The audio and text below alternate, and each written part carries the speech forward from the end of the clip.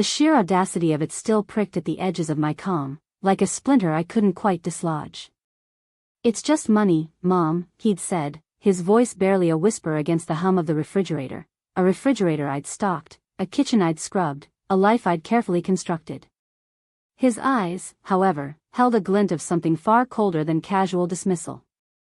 It was the look of a predator who'd finally found the weakest point in the fence. My life before that moment, before the dawning horror, had been one of quiet competence.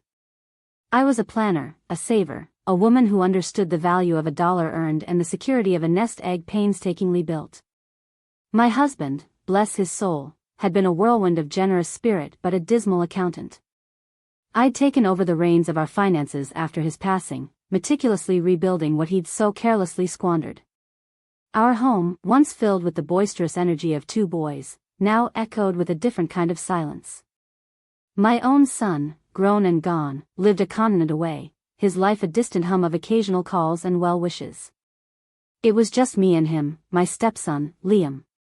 He'd been a teenager when I married his father, a gangly, perpetually sullen creature who'd seemed more interested in his video games than in integrating into our family. That indifference had simmered for years, a quiet resentment that I'd always attributed to the natural awkwardness of blended families. I'd tried. Oh, how I'd tried. I'd offered guidance, support, even a small monthly allowance to help him get on his feet after college, money he'd accepted with a practiced, almost bored gratitude.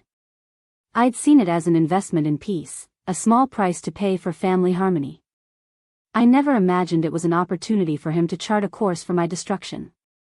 There were moments, looking back, that should have screamed louder than any alarm. Like the time he'd borrowed my car, returning it days later with a suspiciously empty gas tank and a faint smell of cigarettes, a habit he knew I abhorred.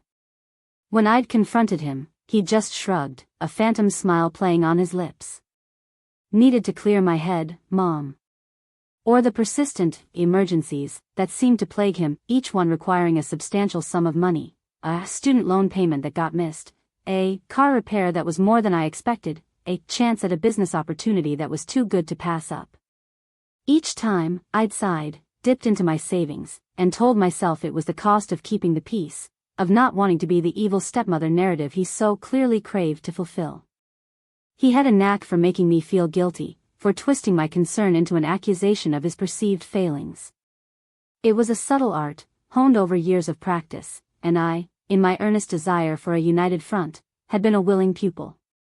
The accounts I'd painstakingly managed, the future I'd carefully plotted, all felt like a shield against the world's unpredictable storms. I'd built that shield strong, brick by brick, dollar by dollar, believing it protected not just me, but the fragile peace of our home. The discovery was almost anticlimactic, a slow unfurling of dread rather than a sudden shock. Liam had been unusually quiet for a few days, glued to his room, his usual cacophony of gaming sounds replaced by an eerie silence. I'd attributed it to a new game, a deep dive into virtual worlds. Then, one Tuesday morning, while I was sorting through a stack of mail, a familiar cream-colored envelope, addressed to Liam, slipped from the pile. It wasn't a bill, it was a bank statement. My heart did a strange little flutter, a premonition I'd learned to ignore. Curiosity, that age-old devil, nudged me. I opened it. The numbers swam before my eyes. There, in bold print, were transactions that made my breath catch. Withdrawals. Large ones. Consistent ones. And then, the name of the account, Liam's Future Fund. A fund I had established, a fund to which I had transferred the bulk of my savings, a figure comfortably north of 6 figures. My mind reeled. This wasn't a small loan, this was the entirety of my security, my retirement, my buffer against the unknown. I looked at the dates, the amounts. It wasn't a few here and there, it was a systematic emptying. I remembered his words from weeks prior, his casual dismissal of my meticulously managed finances. "It's just money, Mom." The chill that snaked up my spine was icy. I closed the statement, my hands trembling, and put it back in the envelope. The silence in the house felt deafening. I walked to the kitchen, the place where so many of our mundane interactions had taken place, and leaned against the counter, my knuckles white. The sun streamed in, illuminating dust motes dancing in the air, oblivious to the seismic shift that had just occurred within me. He was sprawled on the couch, his face illuminated by the blue glow of his laptop screen, a half-eaten bag of chips beside him. The bank statement lay on the coffee table, a stark white rectangle against the dark wood. I walked in, my footsteps unnaturally loud on the hardwood floor. He didn't look up. "Liam," I said, my voice surprisingly steady. He grunted in response. I picked up the statement. "What is this?" I asked, my gaze fixed on his averted face. He finally turned, his eyes, usually so adept at feigning innocence, now held a flicker of something I recognized, a desperate, cornered animal. "What's what, Mom?" he mumbled, reaching for the chips. I held up the statement, the numbers accusing him in their stark reality. "These withdrawals. From my savings. From the account set up for future." His bravado crumbled, replaced by a flicker of something akin to panic. He stammered, I needed it. There were opportunities." "Opportunities?" I repeated, my voice dangerously soft. "You emptied my life savings for opportunities?" He looked away, his jaw tight. "You always said you wanted me to be independent. This is me, being independent." The words hung in the air, heavy with his delusion. Then, he did something that solidified the cold certainty in my heart. He smirked. It was a small, almost imperceptible twitch of his lips, but it was enough. It was the look of a victor, a conqueror. He thought he'd won. He thought he'd outmaneuvered me. He thought he could take everything and walk away unscathed, leaving me to pick up the pieces of a life he had so callously dismantled. The sheer contempt in that smirk, the utter lack of remorse, was a betrayal far deeper than the financial one. It was a complete erasure of our shared history, of any pretense of familial affection. The decision wasn't born of anger, but of a profound, quiet clarity. The smoldering resentment had finally ignited into a cold, hard resolve. The day after I confronted him, the day after his dismissive smirk, I did something he would never anticipate. I walked into my study, the room that had always been my sanctuary, a place of quiet contemplation and careful planning. On my desk, neatly organized, were the documents.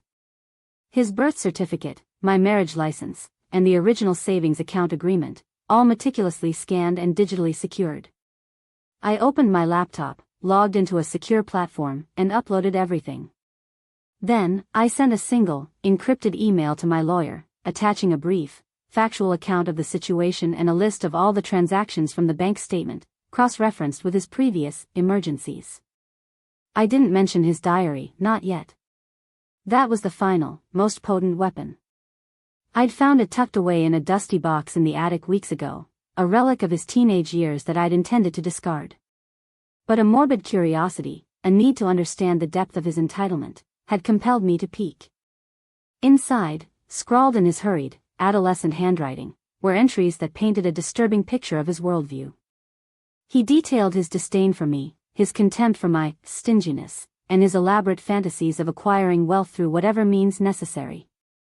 He'd meticulously documented his loans from me, framing them as strategic maneuvers to acquire capital for his future empire. He'd even written about his envy of my financial security, seeing it as a barrier to his own perceived destiny. It was a roadmap of his greed, a confession of his true intentions, penned by his own hand. I'd saved it, a morbid insurance policy against his deceit. Now, it was time to cash it in.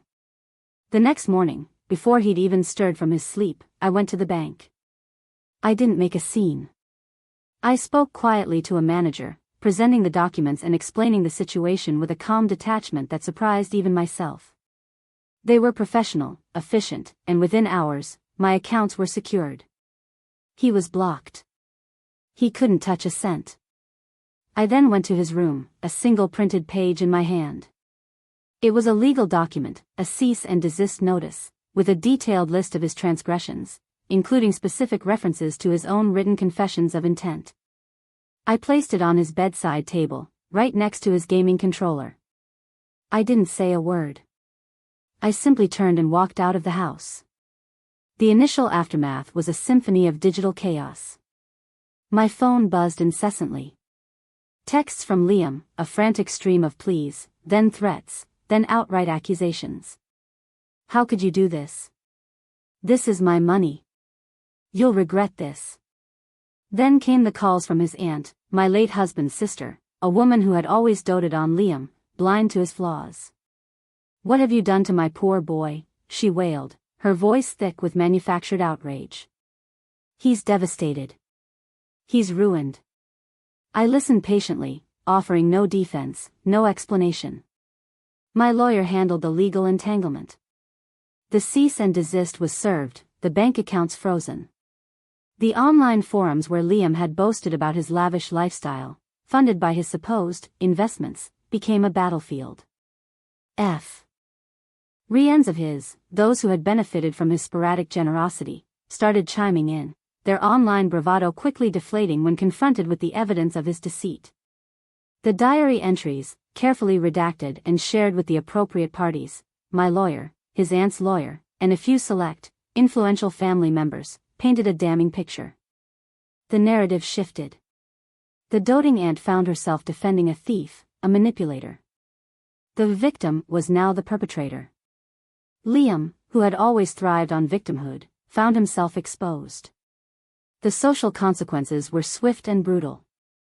Invitations dried up. The friends who had once flocked to him scattered. He was persona non grata in the very circles he'd so desperately sought to impress. He tried to fight back, to spin the narrative, but his own words, his own carefully documented plans, were his undoing. He was left with nothing but the echo of his own greed. I still live in the house. It's quiet now. The silence is no longer an absence, but a presence, a testament to a peace hard won. I don't dwell on the past. I simply look forward, my finances secure, my future unburdened. The satisfaction isn't in his downfall, but in the quiet, unwavering certainty that justice, in its own cold, precise way, always prevails.